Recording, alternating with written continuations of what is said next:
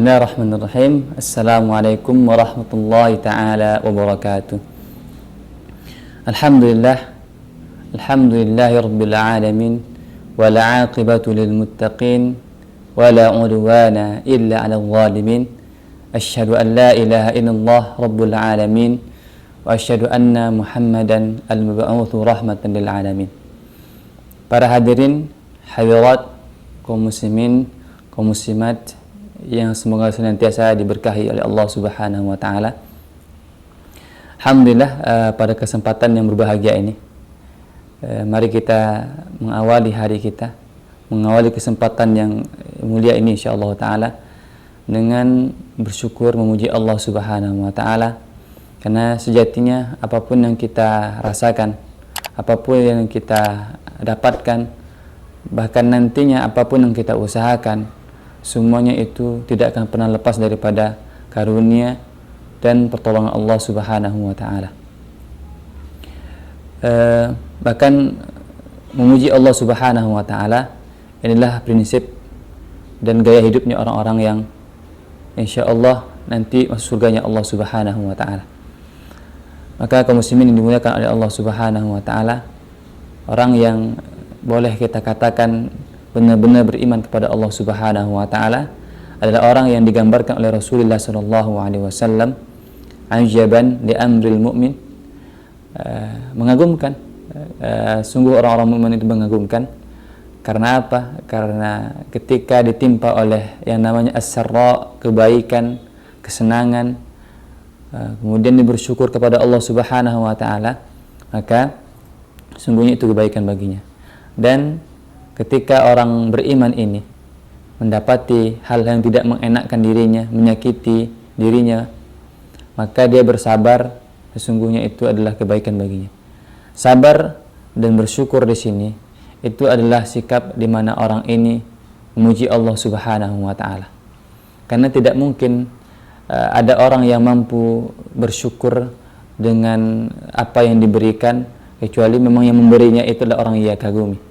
Itu sebaliknya teman-teman yang dimuliakan oleh Allah Subhanahu wa taala, kaum muslimin yang diberkahi oleh Allah Subhanahu wa taala insyaallah.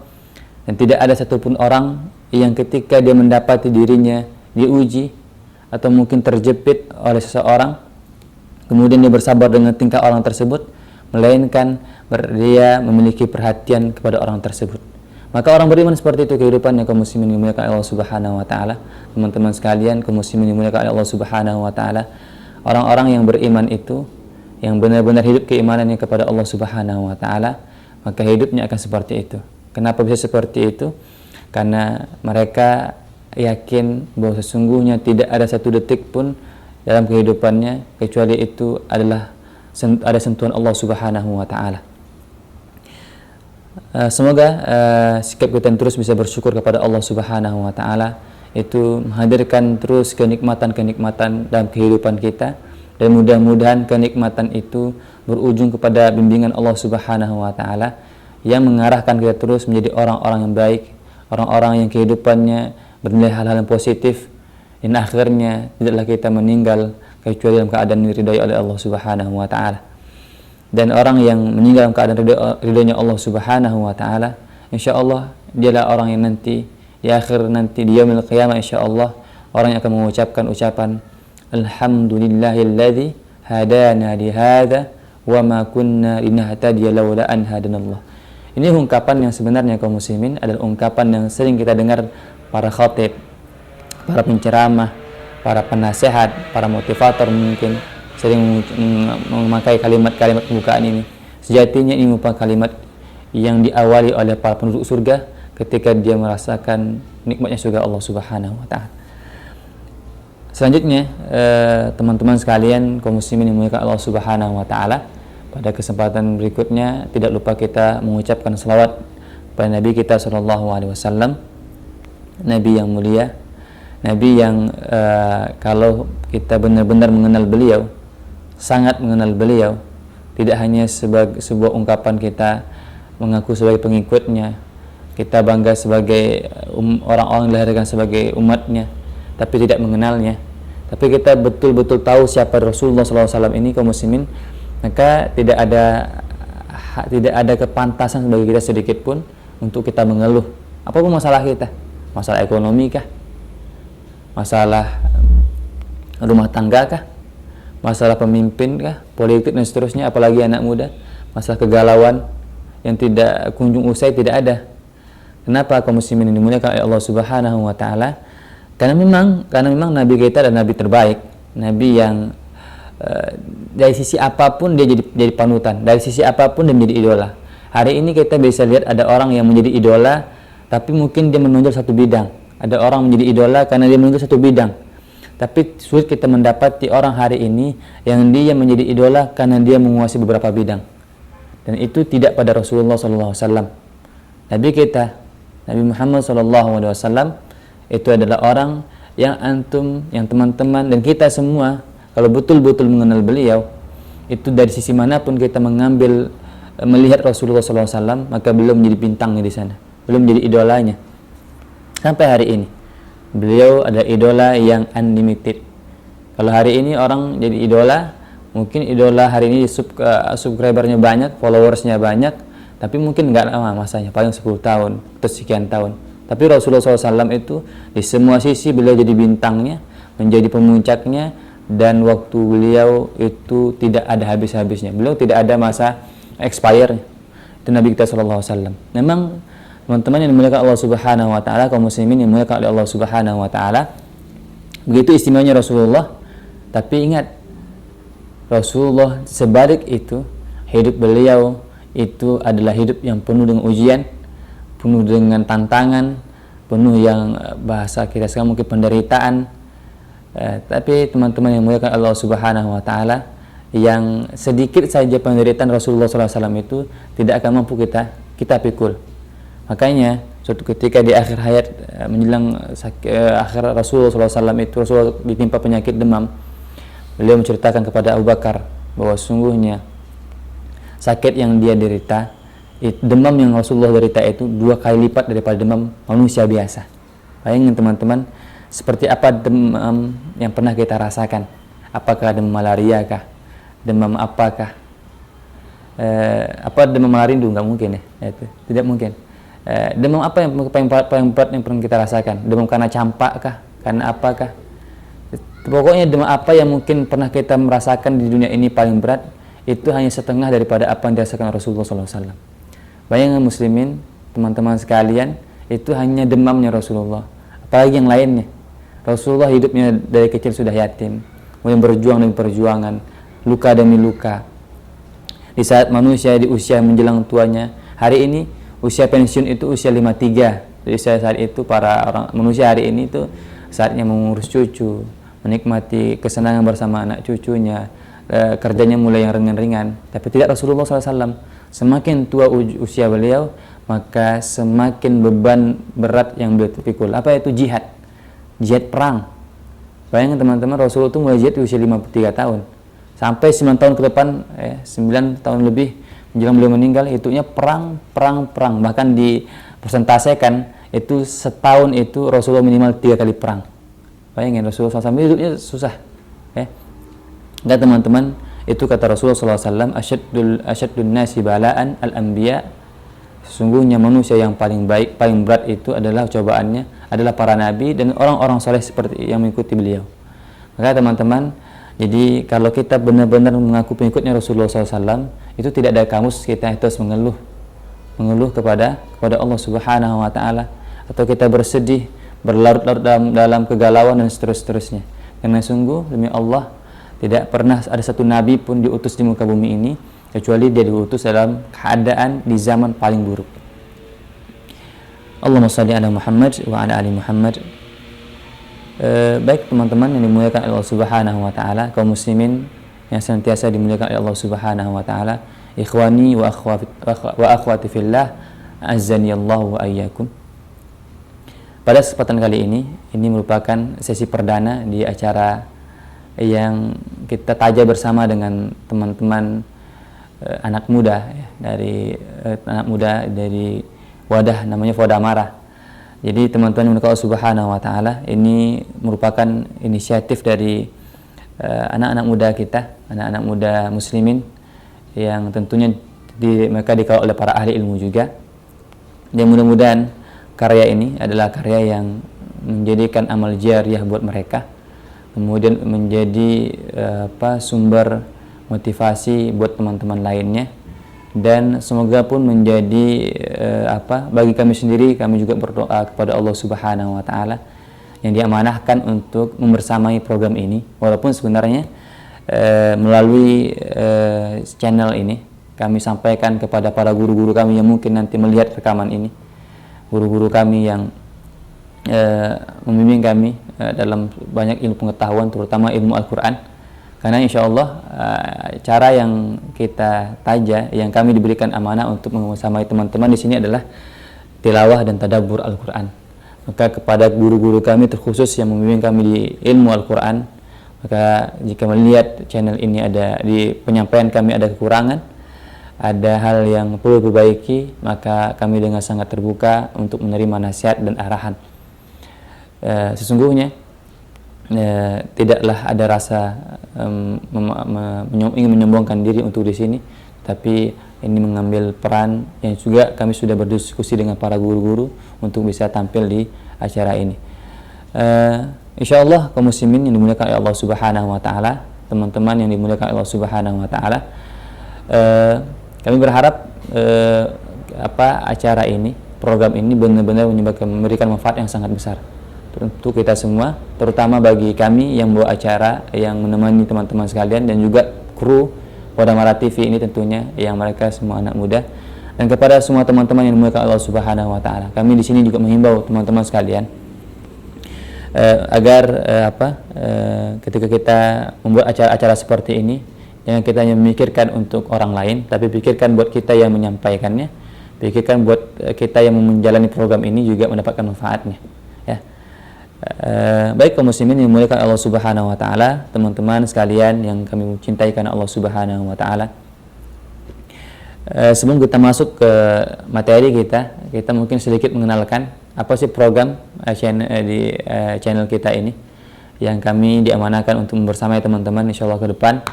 Itu namanya tilawah dan tadabbur. Apa itu tilawah, apa itu tadabbur, dan kenapa memilih ini? Teman-teman yang dimuliakan Allah Subhanahu wa taala, jadi program ini intinya tidak jauh daripada Al-Quran, tidak jauh daripada Al-Quran.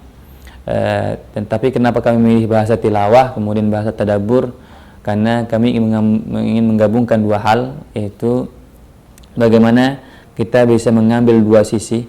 Sisi pertama perbaikan Al-Quran dari sisi bacaan, kemudian mengambil kemuliaan Al-Quran dari sisi tadabburnya yang semoga menghasilkan amal. Teman-teman sekalian dimuliakan Allah Subhanahu wa taala, kami akui sudah sangat banyak kalau hanya fokus kepada acara tahsin, itu sudah banyak hari ini channel yang buat acara seperti itu, fokus di tahsin saja, apalagi tajwid. Dan tajwid ini juga walaupun materinya tidak terlalu berat, tetapi sungguhnya saat ini kami dapati para guru-guru kami sudah sangat banyak tersebar di media elektronik untuk menyampaikan ilmu ini. Maka itu dengannya kami tidak fokus ke tajwid secara khusus, tapi kami akan memasuki versi tajwid itu dalam praktek yang ditilawah nanti. Kemudian juga kemudian di sisi lain ada majelis tadabbur. Tadabbur ini majelis yang membahas ayat dengan sangat detail. Kemudian satu hari itu bisa hanya satu ayat saja. Oleh karena kami menggabungkan dua ini, bagaimana kita bisa mendapatkan bacaan yang sempurna, kemudian kita bisa memahami apa yang kita bacakan, dan dengan penyampaian yang mungkin tidak terlalu panjang, tapi kita berharap setiap satu kesempatan ini kita bisa membahas satu surat, kita perbaiki bacaannya sesuai dengan kaidah tajwid yang telah dipraktikkan oleh para ulama atau yang kami dapatkan daripada proses kami talaki dengan para guru-guru kami. Kemudian kita mengambil ibrah daripada surat yang kita baca. Teman-teman yang dimuliakan Allah Subhanahu wa taala, berbicara Al-Quran itu sungguh sangat berat.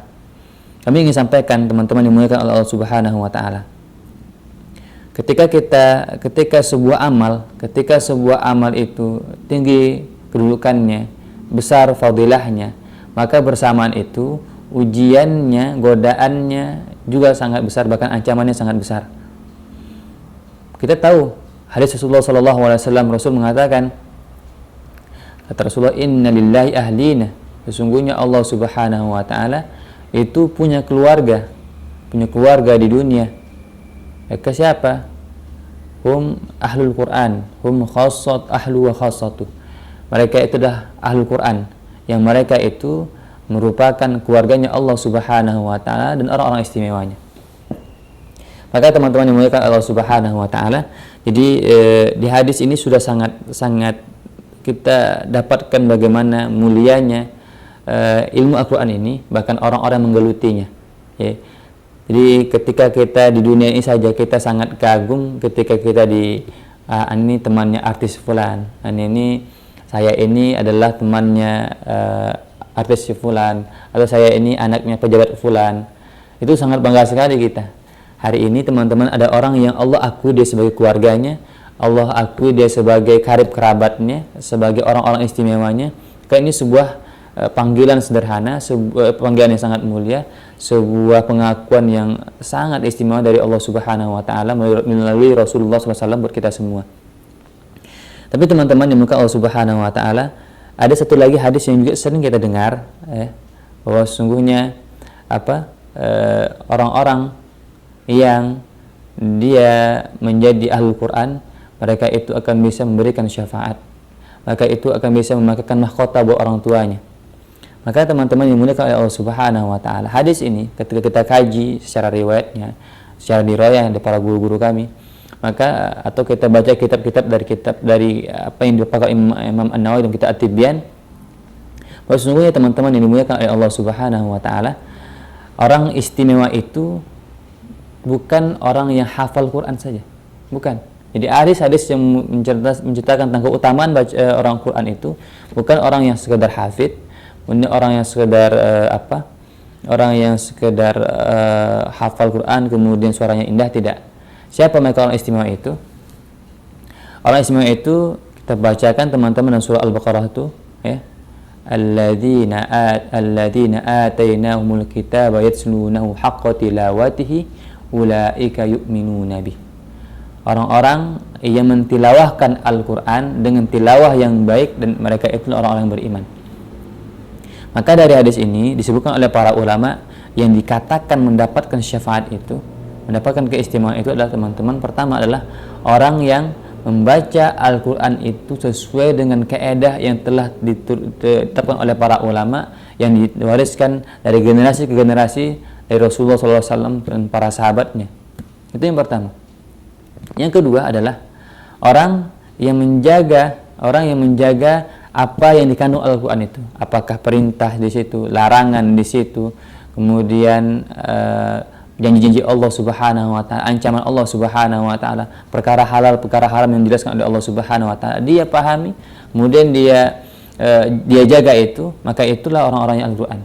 Dan yang ketiga disebutkan adalah orang yang bisa membaca dengan baik, memahami isinya dan mengamalkan. Ini disebutkan orang-orang yang mendapatkan istimewa itu. Maka terus di mana tentang posisi orang yang menghafal Quran? Maka orang yang menghafal Quran itu mendapatkan keistimewaan yang lain. Maka di sini teman-teman yang kita merasa kita di sini mungkin merasa teman-teman, Ustaz, saya hafal mungkin saya ini kurang bacaan, kurang kuat hafalannya, saya mungkin agak lemah, atau di mana di situ sering kita mengeluh, teman-teman. Ternyata baik ulama dahulu atau ulama kontemporer itu banyak menjelaskan bahwa orang yang mendapatkan syafaat itu adalah orang yang dia bersungguh-sungguh membaca Al-Quran itu dengan kaidah yang ditetapkan oleh para ulama, dan dia bersungguh-sungguh memahaminya, dan dia betul-betul menjaga dan mengamalkan isinya. Kita dapati teman-teman yang dimuliakan oleh Allah Subhanahu wa Ta'ala, tidak semua para sahabat itu hafal Quran 30 juz, tapi mereka semua adalah orang-orang yang mengamalkan isinya. Hari itu mereka mendengarkan perintah Allah Subhanahu wa Ta'ala dari lisannya Rasulullah SAW. Di saat itu juga para sahabat itu sami'na wa ata'na, tanpa banyak pertanyaan, tanpa banyak kalam, tanpa memperbanyak basa-basi. Mereka mendengarkan ketika Rasulullah, sahabat, aku menerima wahyu begini, mereka langsung sami'na wa ata'na. Jadi teman-teman yang dimuliakan Allah Subhanahu wa Ta'ala, jadi ini hibur buat kita semua. Jadi ternyata Mereka yang mendapatkan syafaat itu adalah orang yang membetulkan bacaannya, mencoba memahami isinya dan mengamalkannya. Artinya teman-teman, dari sini tidak ada alasan bagi kita kalau kita nggak hafal Quran, kita nggak semangat belajar, tidak. Karena orang yang menghafal Quran itu punya keutamaan lain. Orang yang menghafal Quran itu punya keutamaan lain. Tapi secara khusus yang dijelaskan oleh mayoritas para ulama adalah mereka yang memahami kaidah tajwidnya dengan benar, memahami, mempelajari isinya dan mengamalkannya.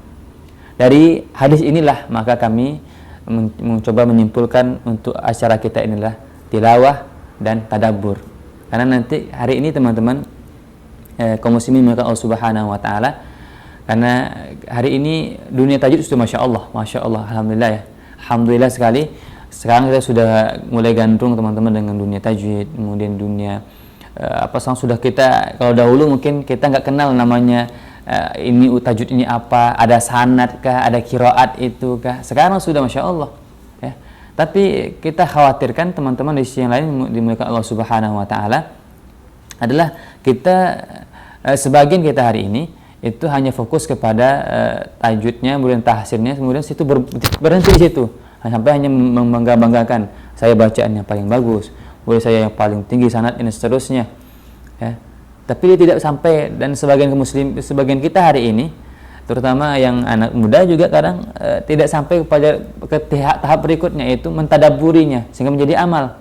Dan tidak sedikit kita dapati hari ini teman-teman yang mulia oleh Allah Subhanahu wa taala, kaum muslimin yang mulia oleh Allah Subhanahu wa taala, bacaan bagus, tampangnya masya Allah, hafalannya mungkin, tetapi gayanya kurang beradab, kemudian ya muamalahnya kurang terjaga, kemudian subhanallah ya, subhanallah teman-teman yang Allah Subhanahu wa taala.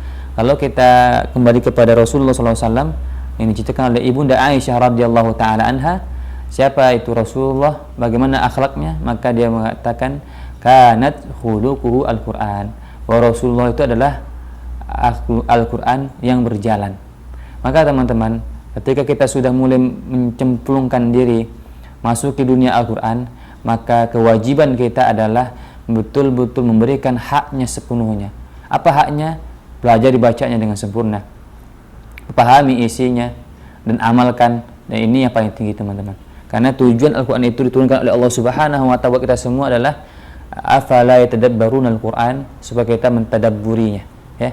Al-Quran itu diturunkan oleh Allah Subhanahu wa ta'ala teman-teman sekalian dimuliakan Allah Subhanahu wa ta'ala, kaum muslimin dimuliakan oleh Allah Subhanahu wa ta'ala, agar manusia ini terbimbing, terarah, terjaga, berubah menjadi lebih baik.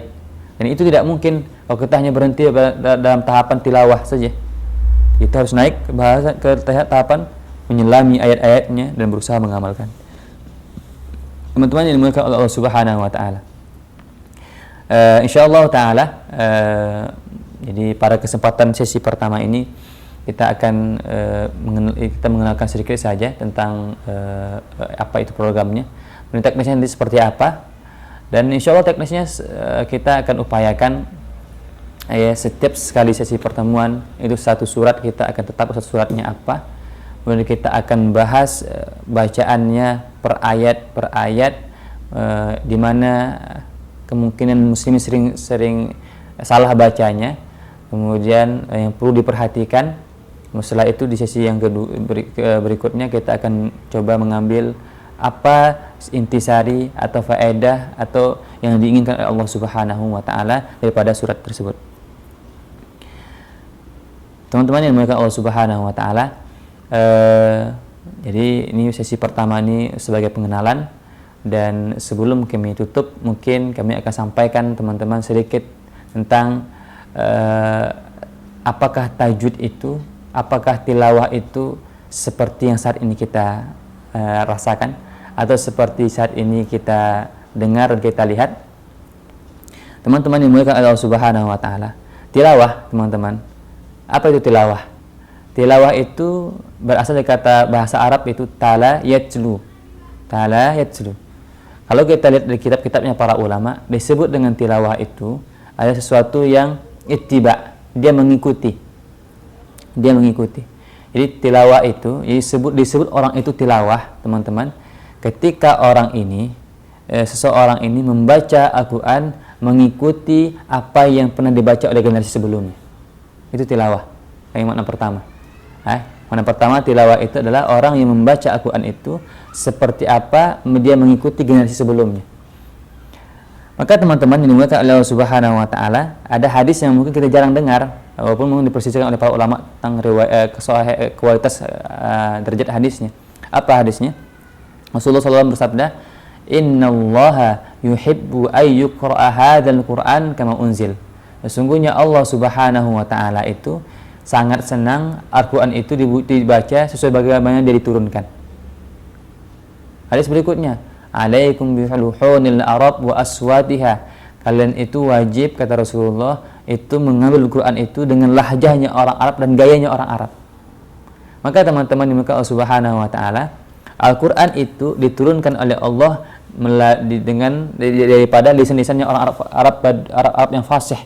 Maka teman-teman dimuliakan Allah Subhanahu wa taala, dikatakan kita tilawah itu bukan asal baca, asal dengar, asal kita menyebutkan. Contoh kita bilang bahasa apa ya? Contohnya kita bilang kemana, kita bahasa Indonesia mau kemana, kalau kita bahasa Melayu nak kemana.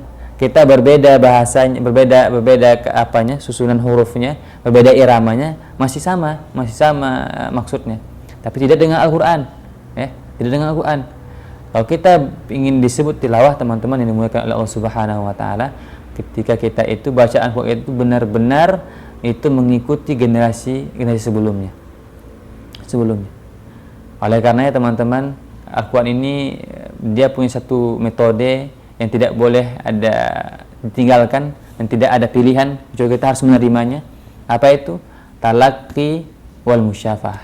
Talaqi wal musyafah. Bagaimana sih A yang sebenarnya, bagaimana I yang sebenarnya, bagaimana U yang sebenarnya? Apakah ba kita sudah betul asal ba, asal ja, asal da, asal ko, apa seperti itu teman-teman yang dimuliakan Allah Subhanahu wa taala.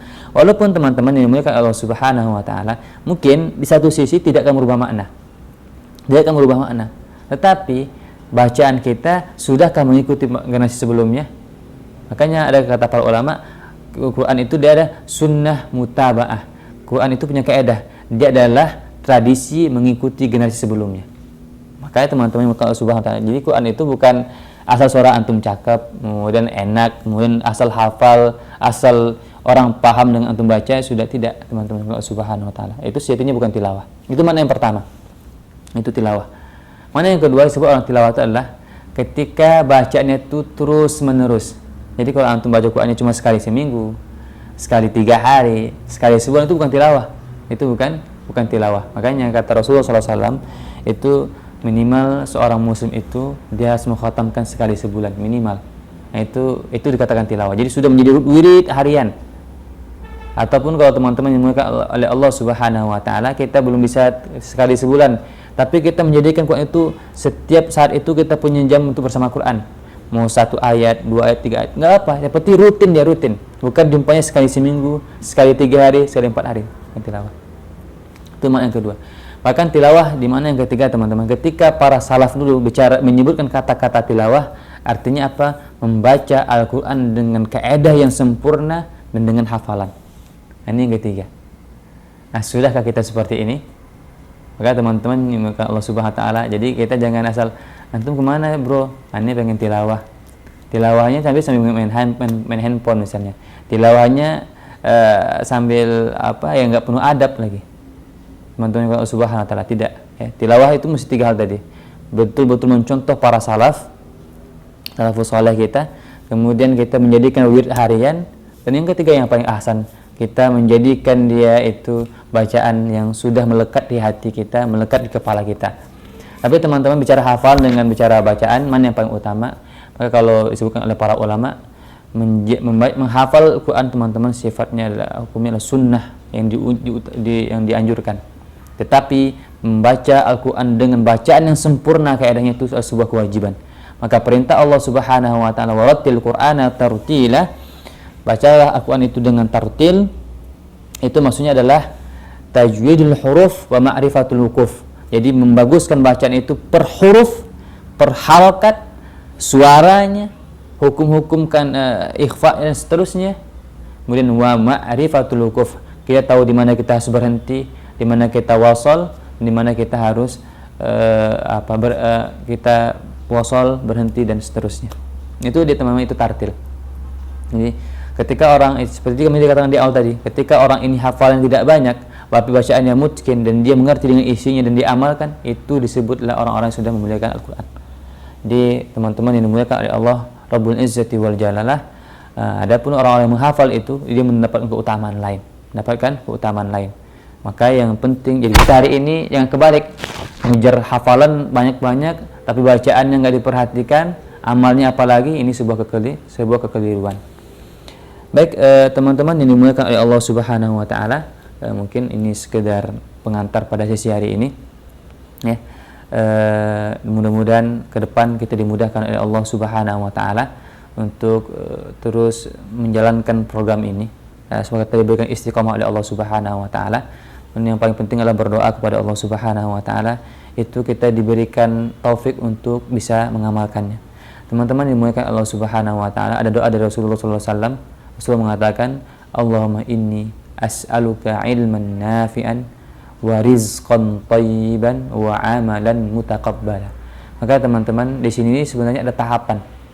Rasulullah ada tahapan. Pertama apa? Ilman nafi'an. Jadi teman-teman, ilmu manfaat itu sejatinya diminta. Ya. Ilmu manfaat itu adalah nikmat dari Allah Subhanahu wa taala. Jadi teman-teman jangan pernah lupa untuk meminta kepada Allah Subhanahu wa taala agar ilmu ini bermanfaat. Kemudian teman-teman yang dimuliakan Allah Subhanahu wa taala, itu tahapan yang pertama. Jadi ilmu manfaat itu teman-teman tidak semudah yang kita bayangkan. Ada orang paham tapi nggak manfaat. Dia mudah memahaminya, dia mudah mendapatkan ilmu itu, mendapati gurunya, mendapatkan halakoh, tapi nggak manfaat buat dirinya. Ya, bisa mendapatkan ilmu manfaat itu teman-teman, itu sebuah kesusahan yang sendiri. Naik level kedua apa? Wa rizqan thayyiban. Dan rezeki yang baik ini teman, itu jauh lebih berujiannya.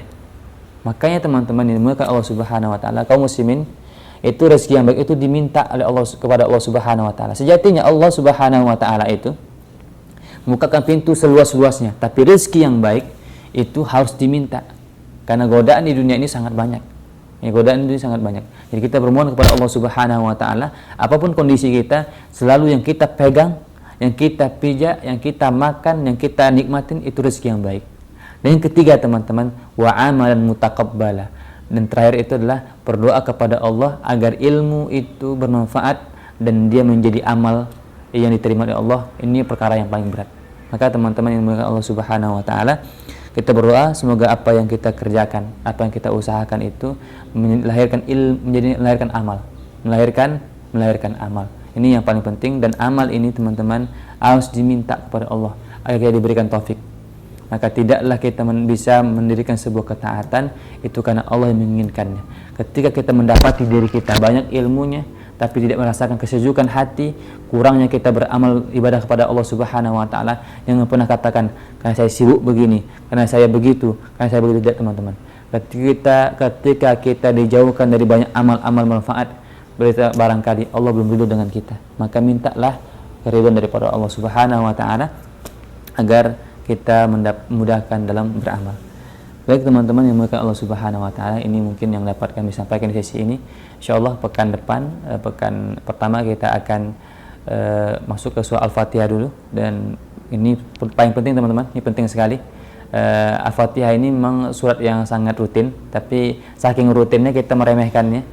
Nanti kita akan bahas pekan depan teman-teman. Ada salah seorang ulama mukri besar, beliau satu murid daripada imam besar di zaman beliau, itu orang Yordan, Syekh Musa Al-Nasr rahimahullah. Beliau mengatakan sesungguhnya kesalahan yang tersebar di tengah-tengah kaum muslimin dalam surah Al-Fatihah itu, kata beliau, mempunyai kitab namanya Al-Akhta' Al-Waqi'ah fi Suratil Fatihah fi baina a'immatil masajid wal qari'in wal muslimin. Yaitu kesalahan-kesalahan dalam surah Al-Fatihah yang terjadi di tengah-tengah muslimin yang dilakukan oleh para imam-imam masjid, para qari dan para kaum muslimin. Bayang ada 200 kata beliau, bukan 200. Jadi ternyata ini perkara bukan sederhana teman-teman. Al-Fatihah merupakan rukun. Kalau antum berantakan Al-Fatihah kita teman-teman, barangkali selama ini sholat tidak sah. Ini insyaallah kita akan bahas pekan depan, semoga Allah mudahkan. Baik teman-teman, lebih kurang kami mohon maaf. Akhir kalam, billahi taufiq wal hidayah. Subhanakallahumma bihamdika asyhadu an la ilaha illa anta astaghfiruka wa atubu ilaik. Assalamualaikum warahmatullahi wabarakatuh.